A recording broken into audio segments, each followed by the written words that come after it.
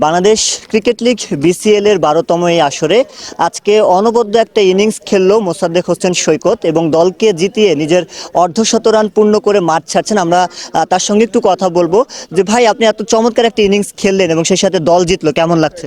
না, আলহামদুলিল্লাহ। আসলে দল জিতছে, এটা সবচেয়ে বড় বিষয় আমার কাছে।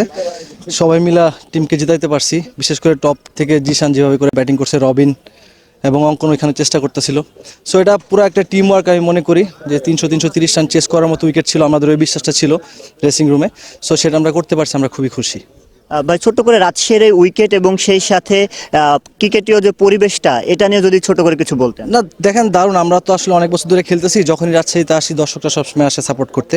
তো এটা সবসময় একটা ভালো লাগার বিষয় এবং আমরা এটাও জানি যে আমরা যখনই আসবো তারা সবসময় আমাদের এখানে আসবে, খেলা দেখবে, এনজয় করবে।